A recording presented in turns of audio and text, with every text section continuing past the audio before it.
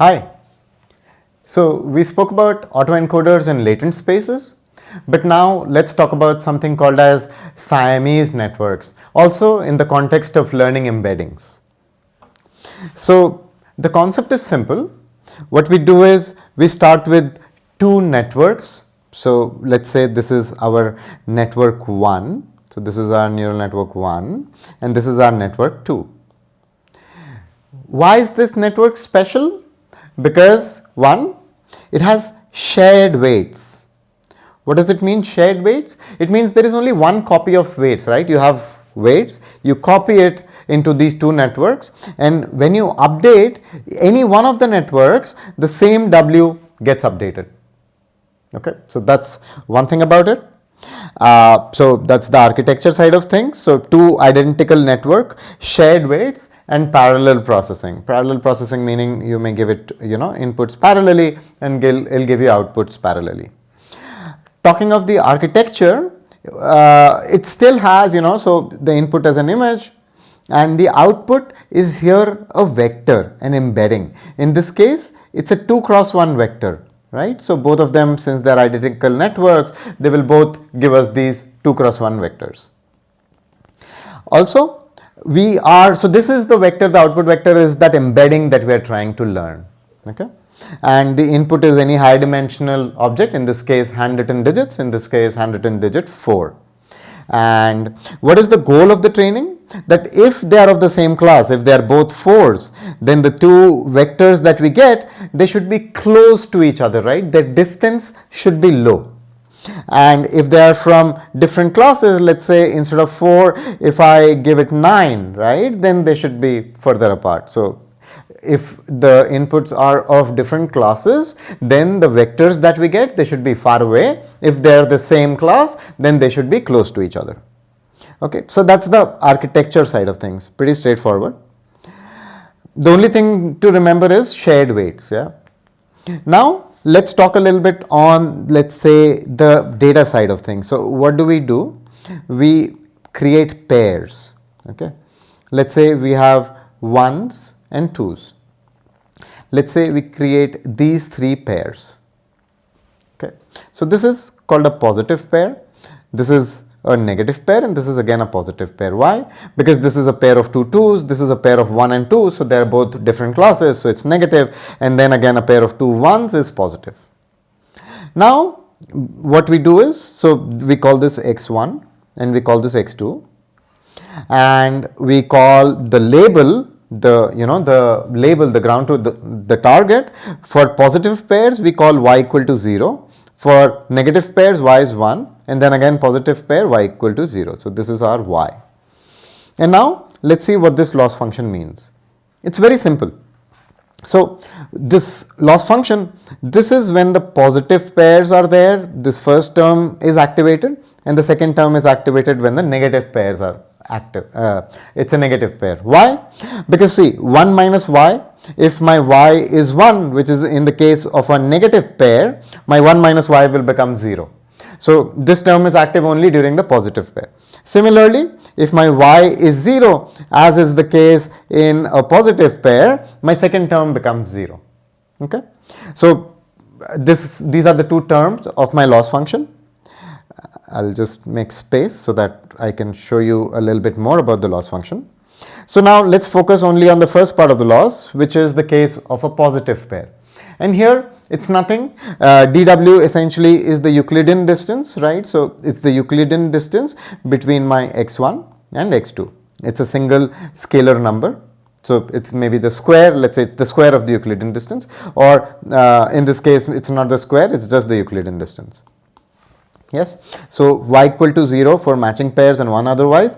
dw is the L2 distance between x1 and x2, and m, I'll talk about m when we talk about the negative one, but the positive one, it's just minimizing the Euclidean distance between these two vectors, right? So if it is from the same class, we are saying, okay, I want the vectors to be close to each other. If you're not, if the Euclidean distance is high, I will penalize, I will have that as loss, my unhappiness.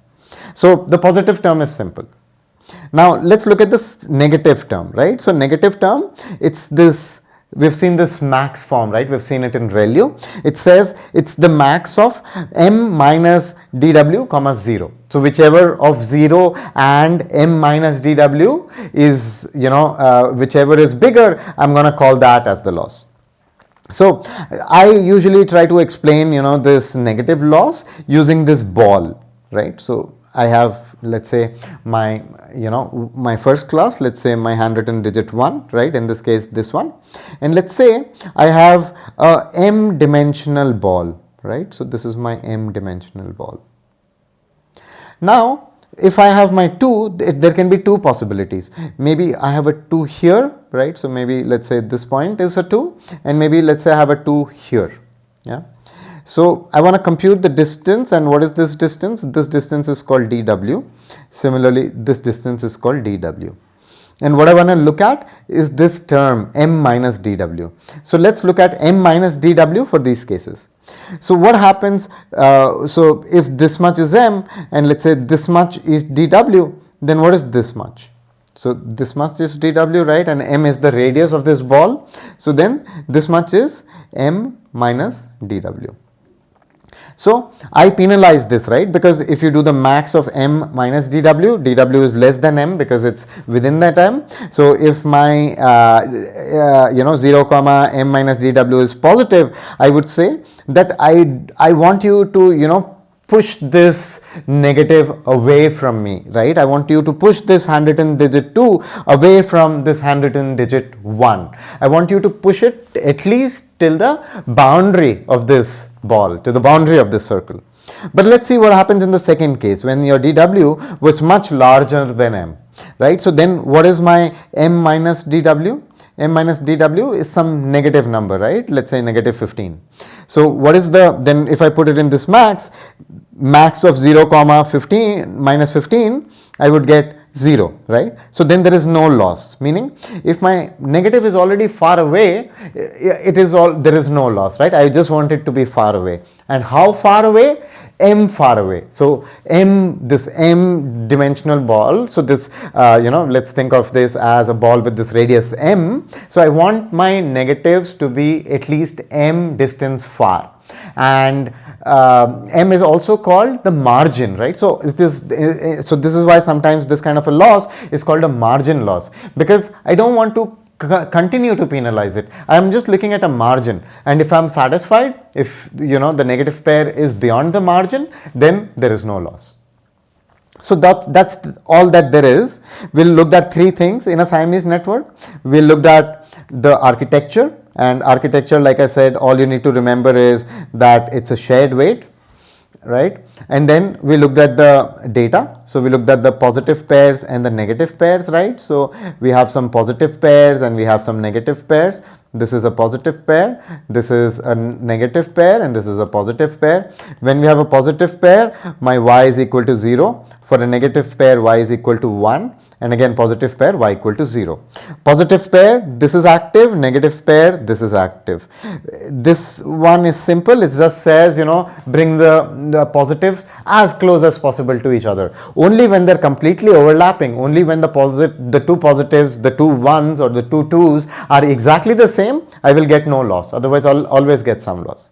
And the negative, this is a margin loss. I want my negative to be at least m distance away from me. If I am 1 and there is 2, I want that 2 to be at least m distance away from me. So I will only penalize it for that m minus dw, right? Let's say this is the dw and then this whole thing is m. So my loss will only be m minus dw. But if my dw is already bigger than m, then there is no loss because it's already, let's say, m away from me. That's all there is in Siamese loss. So we already discussed this, and this is also sometimes called contrastive loss. So contrastive loss is this push-pull kind of a mechanism, right? Pull your positives, push your negatives. Now, if you kind of train this contrastive loss, the Siamese network, you will see that, when the network is initialized with, let's say, random weights.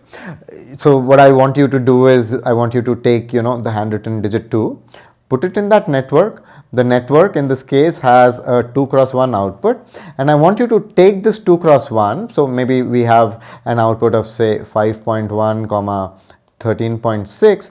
I want you to take that 5.1 and 13.6 on the x and y axis and plot it here. Yes, and this is my handwritten digit 2. So initially, 1, 2 may be here, one of your 2's may be here, one of your 2's may be here. But over time, after training, they all start to come together because of the nature of training, because of the nature of the loss, right? So all your 2's will flock together, all your 3's will cluster together, and all your 5's or every other class will cluster together. The same happens, in this case for say cars and cats and dogs. So this is what the training will look like. And because my output here is just that two-dimensional, it's easy for me to visualize. And this is why they have that two-dimensional output. Here we again show more visualizations of that embedding. So here we have 9s and 4s, and this comes from Jan's paper, and the first author was Hartzell, so Hartzell et al. From 2006.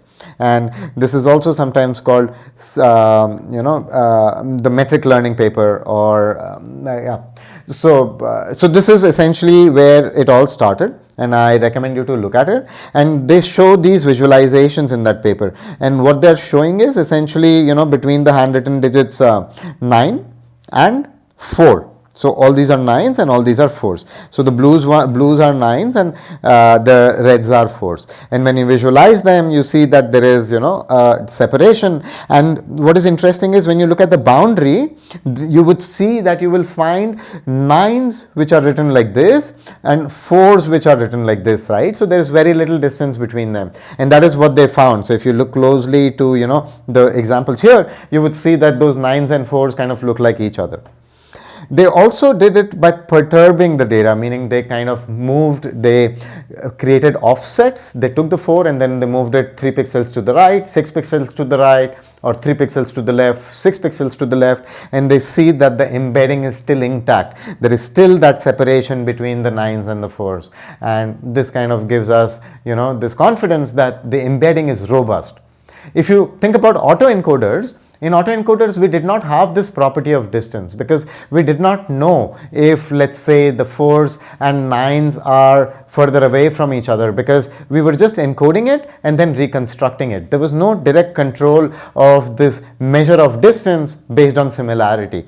But here, we have explicitly trained it to do that, right? And though we trained it with just 9 and 4, it learned this manifold, right? This lower dimensional data distribution, that this kind of a 9 and this kind of a 4 should be close to each other. So this is why it's very powerful. You can do the same for, let's say, 3D objects. So here you can read the paper. I will skim over it. I will mention the details, the link to the paper in our video description, etc. But essentially what they're saying is you can do that not just for, say, handwritten digits, but also for aeroplanes. And you can find nice structure when you kind of just have rotations in the aeroplane. And if you look at this, it kind of is nice to see that these rotations are nicely encoded in that latent space. Now, why would you want to do this, right? So you would want to do this because, for example, a very concrete example is this Face ID that we have in our iPhones. So what is Face ID? I buy an iPhone from the store, and then I go and enroll myself. I do this Face ID. During startup, it asks me to kind of scan my faces a few times. It takes a few pictures. And then whenever I look at my phone, it is able to match those images with my face and unlock. If I give it to my wife, it doesn't unlock because it doesn't match with what is stored. How do they do that? Think about it. Because you cannot really train a classifier, because Apple doesn't have my faces, right? And then how do you kind of scale a classifier to these millions and hundreds of millions of faces, of identities, right? So one way to do it is metric learning.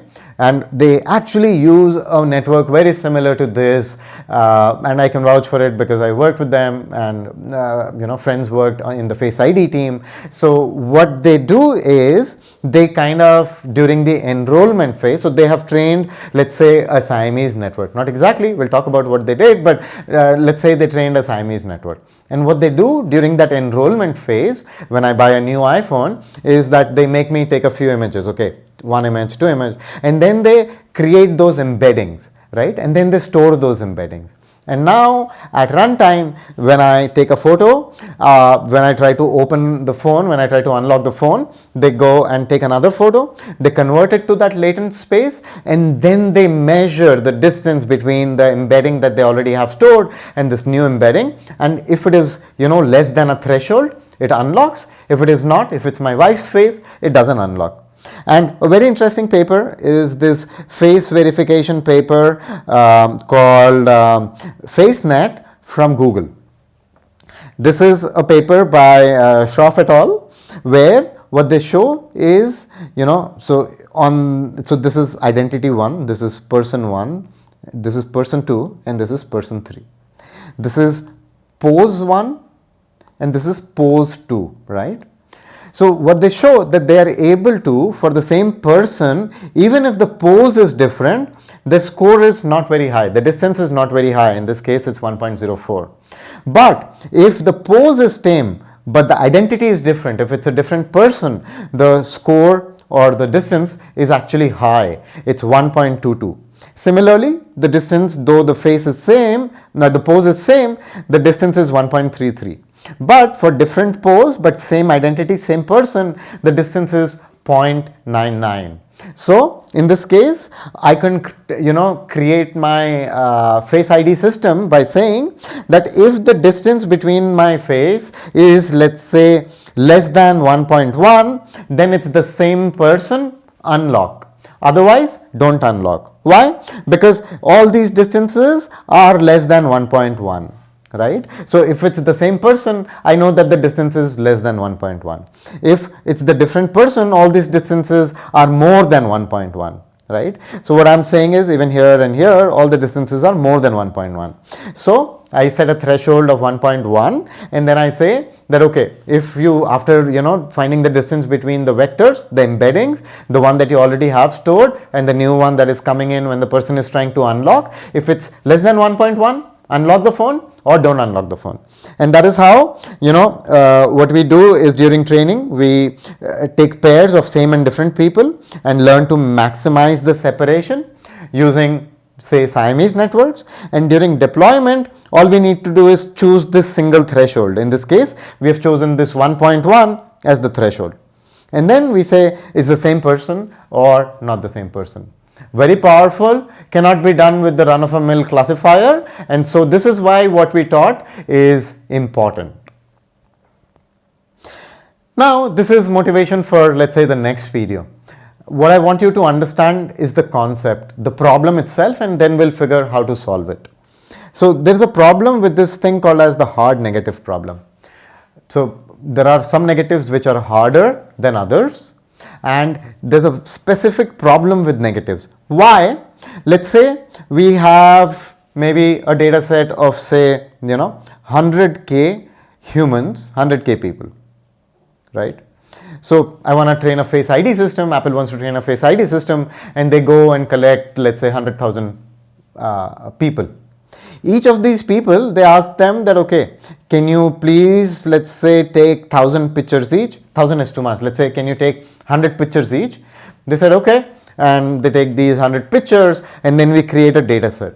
How many images will we have in our total data set? We will have 100k, right? So 100k into 100. So 100, so 2 zeros, and then 3 from my 1,000 from this k, and then 2 more from this. So I have about 10 million images in my data set. Yeah. Now let's say, how many positive pairs can I create? For each person, I can create NC2, right? So 100 C2 positive pairs. How much is 100 C2? it's about 100 into 99 by 2. So let's call it 100. So, it's about, let's say, 100 into 50. So 100 into 50 is about 5,000. So per person, I have about 5,000 positive pairs. Since I had, 100k people, I will have 5,000 into, since I had 100k people, I would have 5,000 into 100k positive pairs. But let's see how many negative pairs do we have. Yeah, and this is where the math goes crazy, right? So how many? So for one person, I have about 100k. So how many total images do I have? I have 10 million images. Yes, and of these 10 million images, for each image, I only have 100 images where I cannot create the negative pair. Every other image is a negative pair, right? Because every other image is from a different person. So for each let's say image, I'm able to create almost like a 10 million, let's say, negative pair, right? So the order of negatives what I can create is really high. So my NC2 now becomes in this crazy range of 10 million. So it almost becomes like 10 million C2. Yeah, so this becomes like a huge number. And what that means for us practically is that while training, we cannot look at all possible negative pairs. It's just too many negative pairs. All positive pairs we can look at. So it's not a hard positive problem, but it's a hard negative problem, because some negatives are harder than others, but we don't get to see all the negatives. So we don't know which ones are hard and which ones are easy. Yeah, so it's a sampling problem, because there are so many negatives you can create. Which one should I create? Which one should I train on? And this is what we try and fix in the next newer, better approaches. So choosing hard negative is essential in improving performance. Unfortunately, can be too expensive when working with large data sets. And we usually have a lot more negative pairs as compared to the positive pairs. Right? So what is an easy negative? Let's say we have these two dogs and wolves, and I want to find like a hard negative and an easy negative. Let's say I'm working with this dog, right? And for this dog, I'm trying to find what is a hard negative and what is an easy negative. So for a dog, maybe a table. So let's say my table looks like this, and this table is definitely an easy one, right? Because it's easy to distinguish, the negative will lie far away. But this dog is probably, this wolf here is a hard negative, right? If I want to differentiate it from the dog, because it almost looks like the dog. So it's a hard negative. With easy negatives, the gradient go to 0, because as soon as I am outside the ball, right, when my dW is bigger than the ball m, my gradient is 0, because my loss is 0 and there is no learning.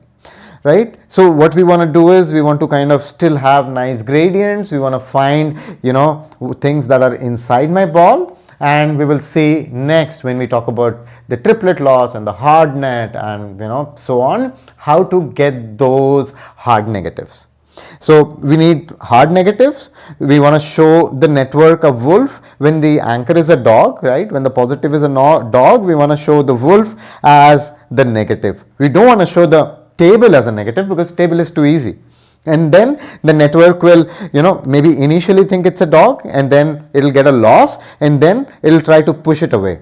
And then it learns the details. It learns to look at the ears, the snout, and the eye spacing. So for us humans, if I give you these two images, even we have to look at it a little closely. But over time, we have learned to distinguish due to our evolution, etc. Right? Like dogs are safe and wolves are not. So we have learned to do that. And we teach the network to do a similar thing using this metric learning.